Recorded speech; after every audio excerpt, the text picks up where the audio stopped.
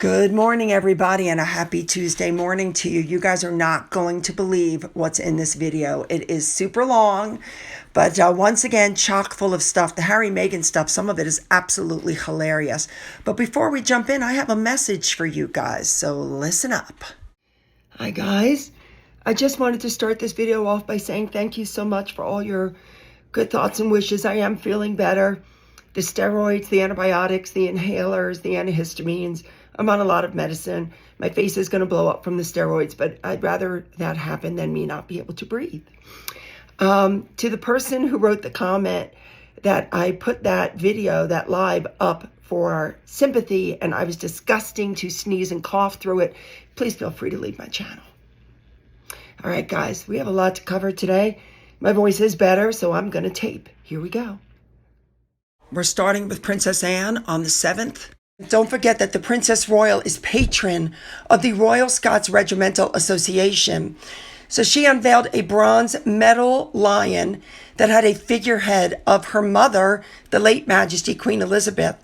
This was the final addition to the Scots Monument in Princess Street Gardens. Believe it or not, this monument was originally unveiled on July 26th of 1952, and it commemorates the service rendered by the Royal Scots to 16 monarchs from its founding in 1633 under a royal warrant from King Charles I until its amalgamation under defense review in 2006. So this additional medallion marks the final monarch under whom the regiment served. So after the unveiling, Princess Anne spent time with the former members of the regiment before she left for the Royal Scots Club in Abercrombie Place, where she took the salute at the club's annual ceremony of beating retreat.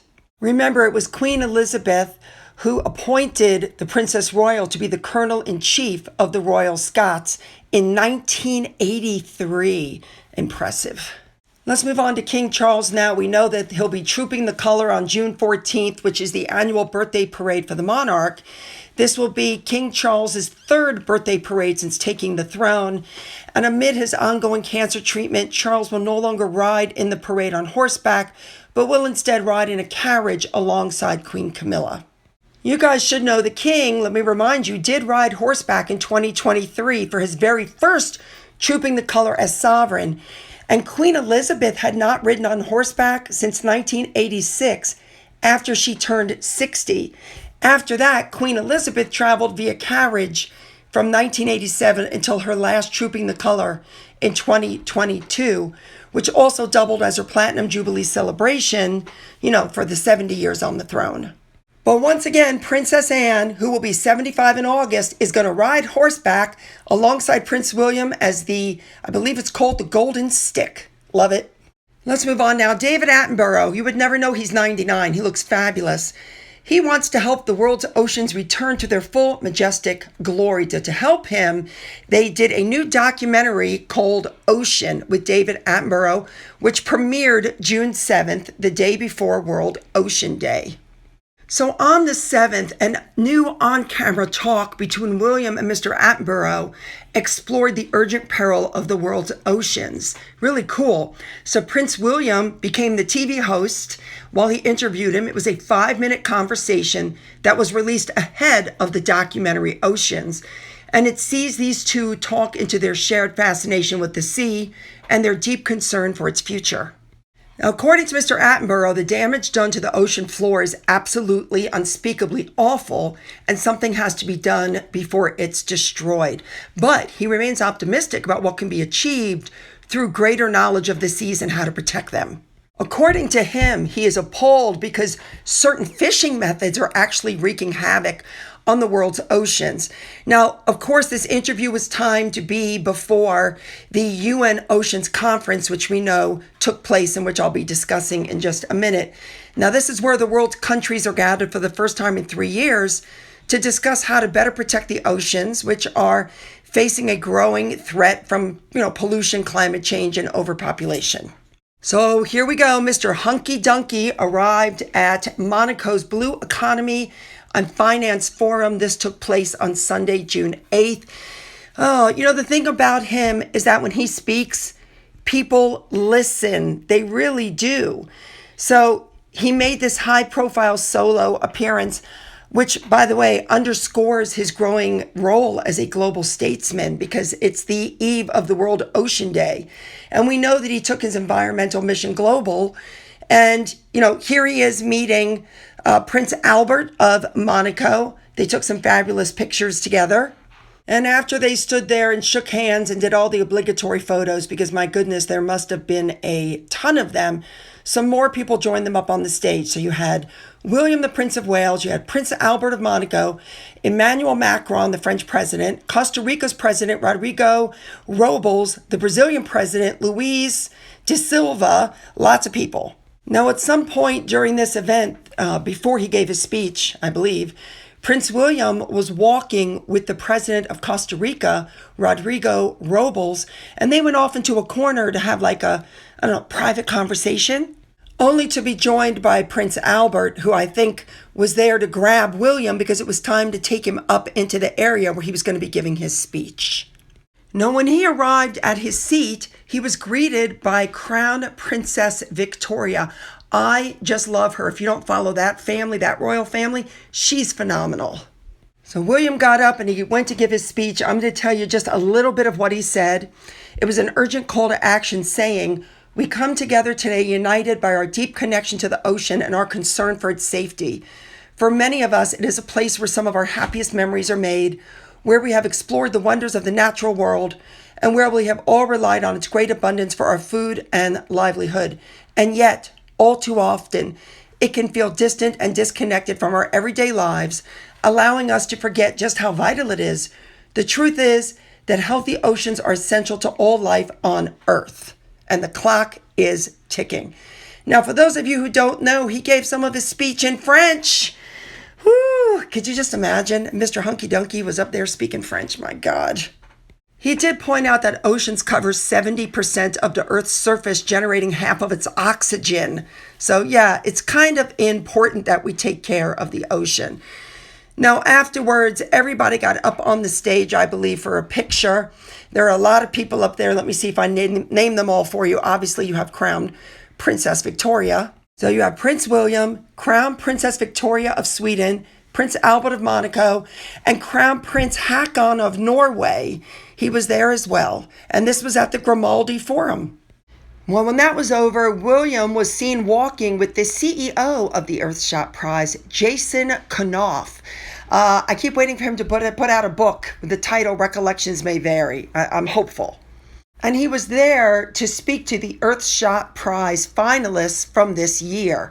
And what better place to get them all together to talk? I believe this was the ocean, you know what I'm saying? They have all the different categories, air, earth. I believe these were the finalists for the ocean, which is just the perfect place to bring them all together. One of the people that William was seen talking to was Captain Jose, and he is a reef protector from the Sea of Cortez. He was featured in the BBC Earth episode as part of the Earthshot Prizes program. He was recognized as an environmental champion. There were other environmental champions there as well, so he brought them all together. Then Prince William joined an economic, investor, and sustainability experts on a panel session that was hosted by the Earthshot Prize and Builders Vision. All right, we're going to move on now. Harry, Meghan, and that stupid twerking video. People are actually calling for a timeout. We're all having Sussex fatigue. I agree. Listen to this.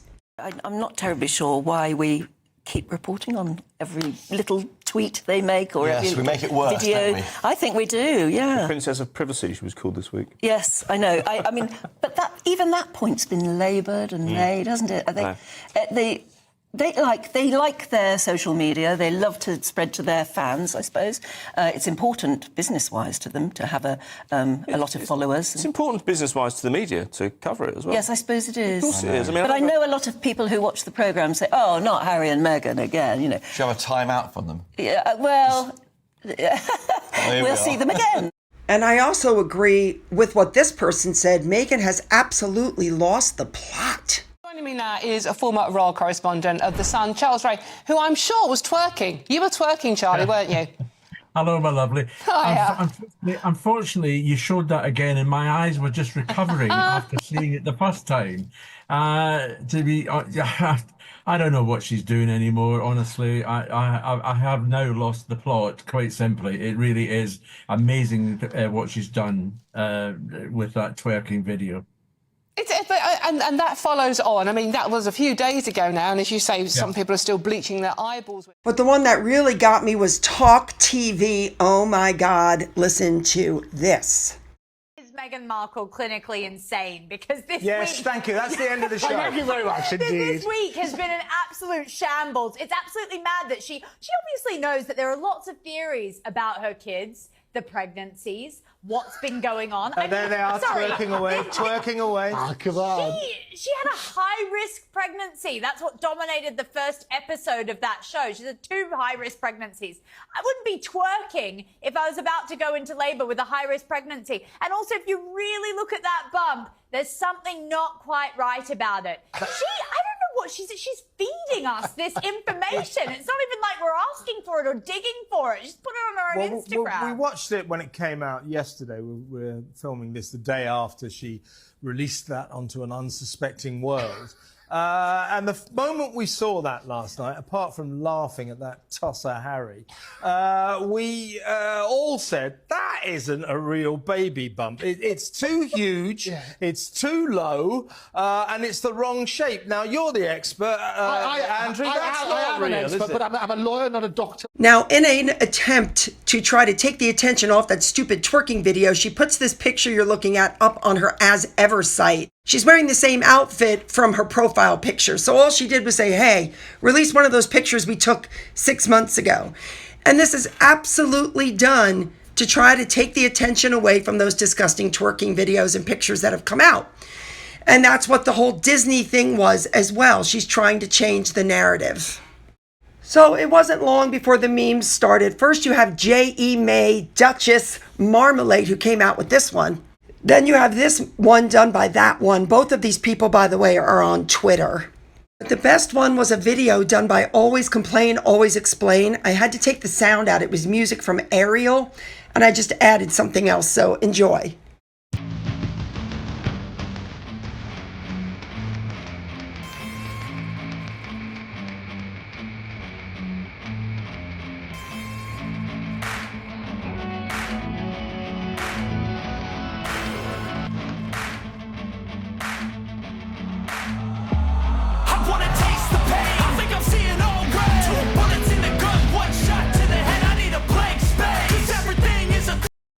Oh my God. Some people are so talented.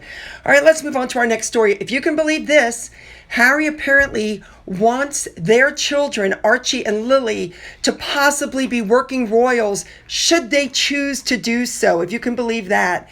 A new report has come out saying that the reason that they want their HRH status and the titles, and that's why the passports were delayed, was because they want their kids to work for the royal family if that's what they want to do.